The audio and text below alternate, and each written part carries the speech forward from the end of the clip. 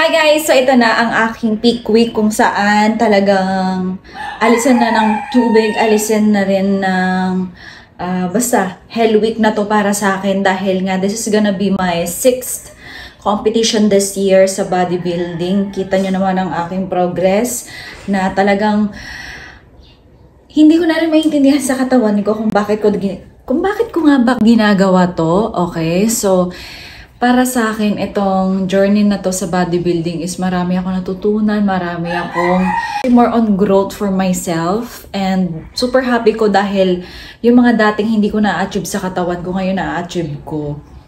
Yung aking paghihirap sa pag-gym na yan. Diba? Katulad nitong shoulder na ito na hindi ko naman inakala na magkakaroon ako ng shoulder na ganito. Abs talaga na ganito. Yung pa rin, yung diet ko pa rin be is more on protein, meron akong vegetables, fiber, carbs, ganyan. Pero itong week na ito is magka-carb load na ako. Kakain ako ng kanin, yun yung pinaka-carbs ko. And bangus pa rin. Yes, walang kamatayang bangus kasi yun naman ang pinaka-murang source of protein. Dito, chicken breast, hindi ko alam kung mag-chicken breast ako ngayon. Depende kung pasok pa rin ba sa aking katawan. Dahil okay naman yung katawan ko ngayon, medyo nag-gain ako ng mga siguro 1 kilos. Dahil nung last na competition ko, mga July 30 ata yun. Ayun, July 30 yung competition ko, nanalo ako. Tapos after nun, mga 3 weeks ata akong kain ng kain, dirty bulking, ganyan-ganyan. After nun, yun na naman, napagdesisyonan ko talaga, sige, sasali ako sa international bodybuilding competition kung saan ito ang magiging ticket natin para kung halimbawa manalo man tayo dito magiging representative tayo ng bansang Pilipinas doon sa Olympia. Yung Olympia kasi ba yun yung pinakasikat na bodybuilding competition sa buong mundo. Sana supportahan niyo ako sa aking journey na ito at marami akong nasakripisyo, marami akong, alam mo yun, marami akong hindi nagawa para sa pagmi-makeup kasi nga more on focus ko, more on my body, wellness, ganyan. Actually guys, bini-breakout talaga ako ngayon pero diba, maibabalik naman yan. Pero, you know, you need to sacrifice. Yun talaga, you need to sacrifice na magandang katawan pero burog yung mukha. Ganon. Kasi hindi ko talaga sanay yung mga ganito, more on pawis-pawis. Tapos super intense talaga yung workout ko lately. Kaya, bini-breakout ako. Pagkatapos talaga nito, pupunta talaga ako sa Pretty and Calm. Talaga magpapaganda na naman ako kasi haggard talaga ako ngayon. So, abangan nyo talaga yung mga pinagagawa namin ngayong week na ito. And October 21 is the date talaga kung saan yun na talaga ang show day. Ayan, marami akong mamimit doon, mga international na athlete. And I'm so excited. Ayan, check it out guys. Check it out.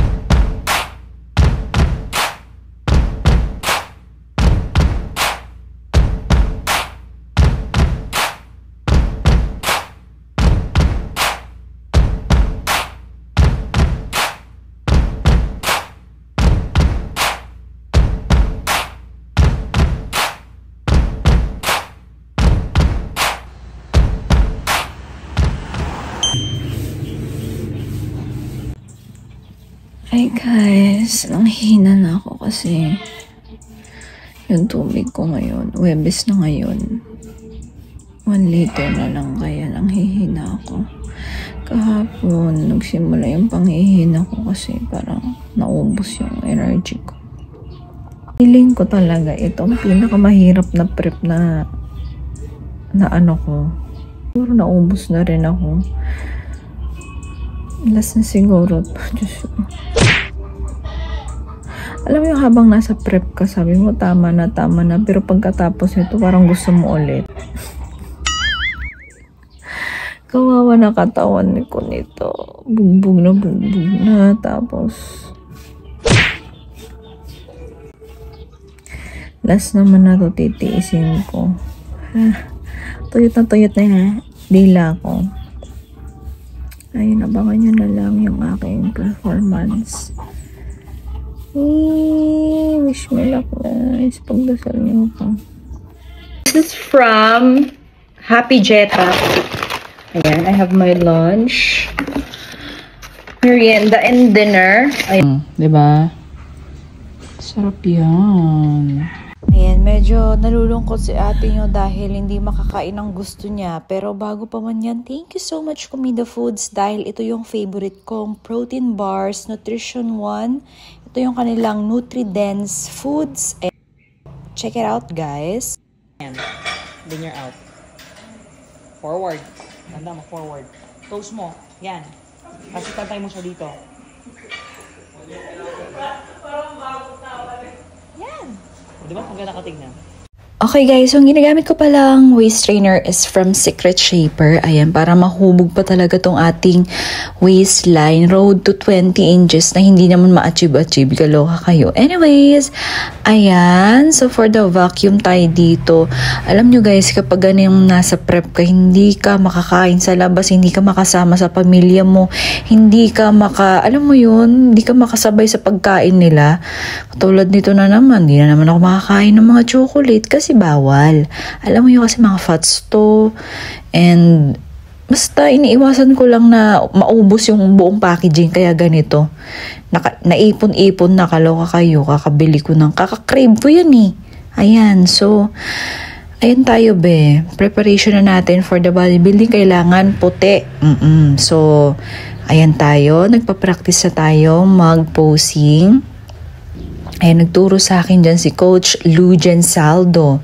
Siya yung aking posing coach. Pwede na mga pang-carb up.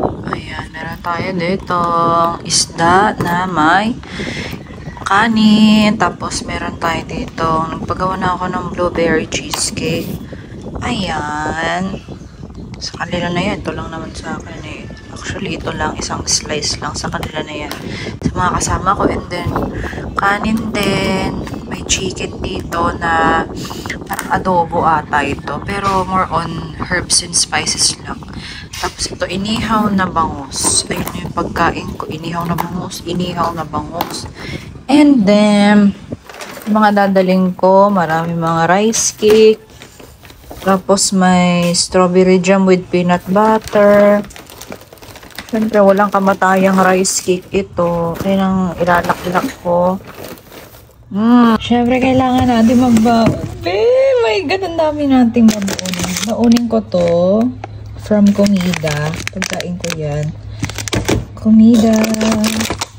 Yan, dalawa. Ayan, so nandito tayo ngayon sa A1 Protein guys dahil titignan ko yung mga bago nilang products katulad nitong mga to na perfect sa mga gym body dyan, ayan, sa mga addict na mag-gym and workout. So, andito na tayo ngayon sa Victoria Sports Tower saan gaganapin ang aming international bodybuilding competition. Ayan, so ito na nga yung mga nangyari. Oo. Promotion of fitness events for NPC IFBB Pro League in the world.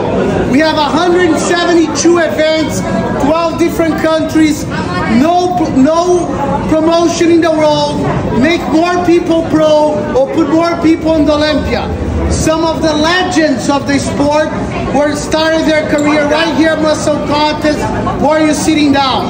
Many Miss Olympia figure, woman's physique, bikini start their career right here at Muscle Contest. So very slow and then super fast. It's absolutely unpredictable the time that you're gonna go on stage. Everywhere around the world, people ask me what time I'm gonna go on stage. I don't know. But no judge knows that. Okay? So I want you to be careful because if you miss your time to be on stage, you cannot be rejudged. I want you to close your eyes and think about that. Luckily, tilapia, your boyfriend wants to break up with you because you're angry all the time. Your family's upset with you. And then they come in here to watch you. And then you miss your time to be on stage. Do not let that happen to you, okay? You're part of the judging. So of course you work very hard for 4 months, but I can only judge what I see. So your posing presentation is very important. Do you guys have any questions? Yes. poses that you feel very confident on your physique, and those are the poses you show the judges, okay? It will be an experience that you never forget.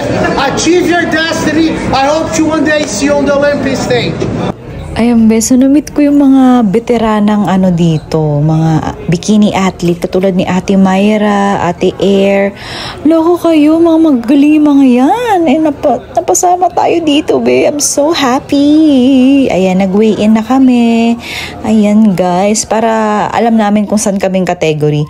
Ayan siya, parang napadaan lang ako, be. Ayan, ito na yung nangyayari. Siyempre, marami pang pila-pila yan with the athletes, ganyan-ganyan. And then, eto na, yung mga nangyayari nga. Oo, pila-pila muna. Ayan, diba? Bongga! My gosh! Diba? Iba't ibang athlete yung mga yan. From different countries. Oh, I'm so happy. Hi guys! So, eto na nga. Nagpapahinga lang ako. More on carbs ako ngayon. Siyempre, ang carbs natin, walang kamatayang ice cream. Sorry. Walang kamatayang. Ay, may bisita. May bisita tayo. Walang kamatayang kanin. Kanin ang carb up po. Tapos, asin. Diyos ko. Para naman sobrang kawawa naman. Ayan. So, wala akong timbangan, kaya ganito na lang. Yung siguro mapapanis to. Ayan. So, meron tayong kanin dito, kanin. Tapos, pudburan natin ng asin. Ayan, guys, kanina nag-check-in na kami mga alas 4 ng hapon. So, alas 4 din ng ng umaga yung pinakaunang tanning. So, hindi ko alam kung anong oras ako magigising kasi magmi-makeup na ako. Maaga ang call time. Maaga ang rampahan namin. Pre-judging alas 9. So, kailangan talaga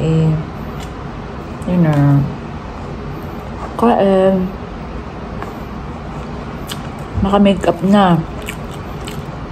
And tagal-tagal ang tanning kasi ang tagal matuyo. Kaya kailangan talaga isda, babe. Kailangan talaga matuyo para maganda yung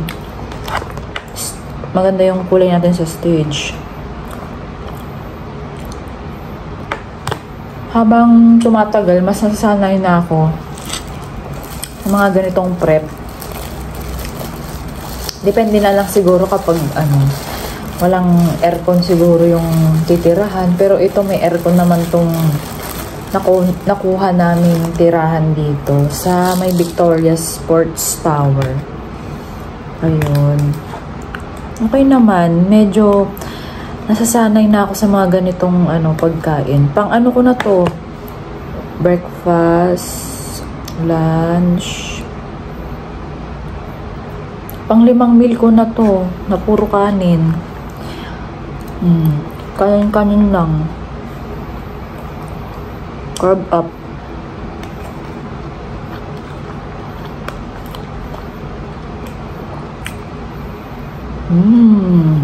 Kain kayo, guys. Sarap. Gusto ko yung nabubulunan ako sa sobrang sarap.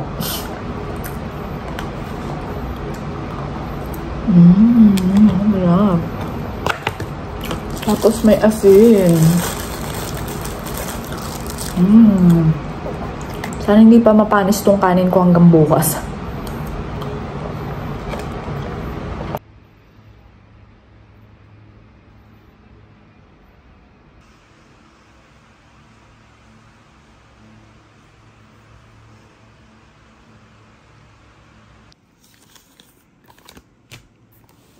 Hi! Ayan, maaga ako mag-makeup ngayon. Alas 4 ng umaga. Para mamaya, hindi na ako masyadong maglalagay-lagay ng kung ano-ano, guys. Ayan. Kasi mamaya gahol na ako. Medyo tahimik ako ngayon kasi tulog pa yung mga kasama ko. Kasama ko lang ngayon is yung coach ko, si Coach Jason, tapos yung jewars ko. Humabol na lang siya kagabi. Nagbiyahe pa galing Pangasinan. Ang dami kong tigyawat ngayon. Ngayon pa ako tinigyawat. Alam niya naman na may contest ako. Ang galing talaga. Kung ganun talaga, kung gusto mo naman maging maganda, katawan mo, kailangan mong, papangitin ang mukha mo. Hindi naman ang pretty and calm. Magkakaroon din tayo ng time para dyan.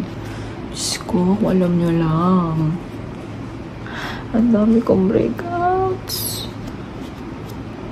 Diyos ko, parang na-allergy na ako.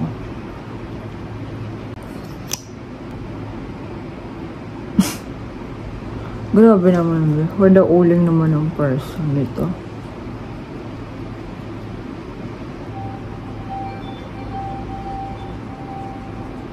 Yung nag-alarm ka pero hindi ka nagigising sa alarm mo. Okay. Okay, jewars ko Diyos ko. Nag-alarm, di naman magising-gising. Nag-alarm pa, no? Mag-alarm kayo dapat. Di magigising naman kayo. For the baking ng person. Kasi kailangan kong mag-bake. Dahil matagalon ito. Hanggang mamayang gabi ata itong makeup namin. Kaya kailangan talaga hanggang katapusan ata ng mundo. Sa kilay ko, ito ang gagamitin ko from Easy & Co. Ito yung palette nila, eyeshadow. Tapos, this is from Skin Beauty. Itong parang pen nila. Tapos, Focallure. Alam niyo ba, sinacrifice ko itong pag-makeup ko para lang dito sa fitness journey ko. Alam mo yung kailangan talaga galingan ko ngayong araw na to kasi ang daming nasakripisya buhay para lang dito. Promise. Kaya ngayon is gagalingan ko na kakapalan ko na yung mukha ko. Wala na akong charot-charot dyan. So, iniisip ko baka ito na yung last ko ngayon. Diba? Why not? Mamamatay ka din naman. Gawin mo naman na ang best mo. Hindi alam. Ito na pala ang huli ko. Diba? Kaya, sulitin na natin. Alam ko naman, marami pang araw to. Marami pang beses. Pero, isipin mo na lang, last chance to make a difference for yourself, for your gym. Ayan, lalong-lalo na yung coach ko. Si Coach James ko. Gamitin ko yung bikini niyang red kasi alam nyo ba guys, pag yun ang ginagamit ko, alam nyo, may dalawa akong bikini dyan, hindi ko ginagamit. Yung kay Coach Jen lang talaga kasi iba yung basbas niya. Kumaga, pag yun yung sinusuot ko, nananalo talaga ako. Hindi ko rin alam, parang may iba siyang kamandag. Yung red, ginamit ko rin sa paniki. May ibang kamandag yung bikini na yun. Kaya, susuotin ko siya ngayon para, diba, maalala ko pa rin or kasama ko pa rin si Coach Jen, yung nagtuturo sa akin ng posing. Kasama siya sa laban na to kahit malayo siya sa lugar namin. Nasa ibang lugar na kasi siya.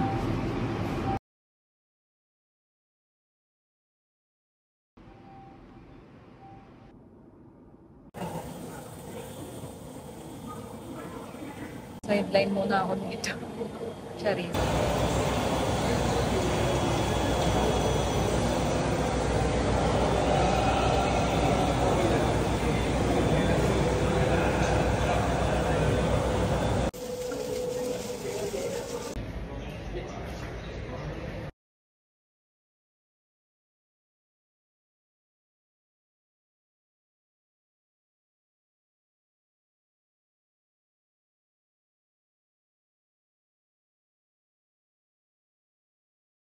Hi po kayo sa vlog! Hi! Mga makeup artists! Hello! Ayan, so hindi pa naman kami magpa-perform. Higa-higa muna, rest muna kami dyan kasi kailangan i-reserve ang energy. Ayan, malapit na mag-start. Nagpa-pump-pump na ako dyan. And for the rampa na tayo, Diba? Thank you so much, Coach Jen. Coach Lujan Saldo. O, diba? Sana, Coach, may nag-improve sa aking pagrarampa sa posing ko, Coach. Ayan. O, diba? Nanginginig-nginig pa yan. Kaloka kayo. Boosh. Oh. Ha? Kaloka naman yung LCD nasira. Pasensya na sa puwet ko kasi kakabike yan. Nangitim na. Oh, ang ganda. Thank you so much. Ayan na. Ayan na. Ayan na. Comparison na. Ayan. And then, boom. Guys, tapos na kaming rumampa. Yan yung pre-judging namin. Coach Jen, sorry na. Nakalimutan ko na naman yung shoulder ko. Kakasabi nyo ng paliitin yung bewang. Ito, lumit nga yung bewang. Nakalimutan naman yung shoulder. Pero, ewan ko na lang sa mga judges talaga kung hindi pa sila magulat sa contact lens kung napaka-ano. Anyways, this is one of a kind experience. Thank you so much sa jowa kong nag-video at mangiyak-ngiyak daw kanina kasi nasa gitna ako. Tapos nung nilipat, nabawi daw yung kasi ang sabi ni Coach Jen, kapag nasa gitna ka, ibig sabihin nun, gusto ka ng judges. Eh, nilipat ako sa gilid. Nun, mukhang, mananalo tayo ngayon. Charis!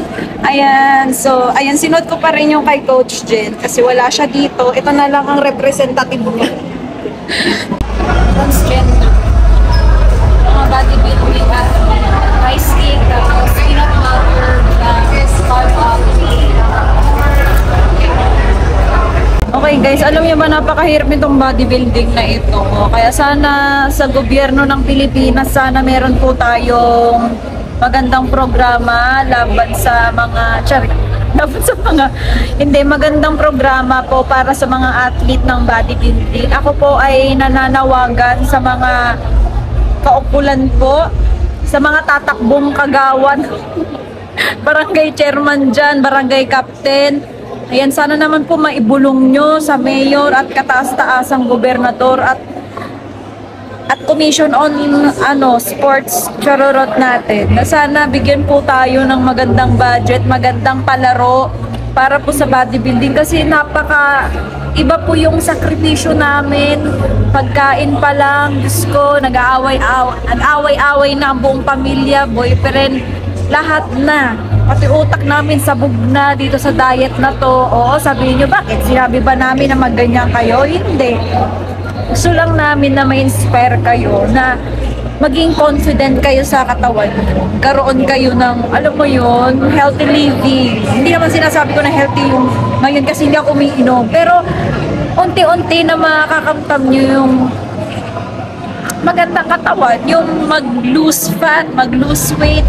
Ang daming mga sumali dito sa bodybuilding talaga, alam nyo, mga talagang ang tataba nila, super big sila, tapos ngayon sumasali na sila ng bodybuilding, talagang nakaka-inspire mga ganon, di ba?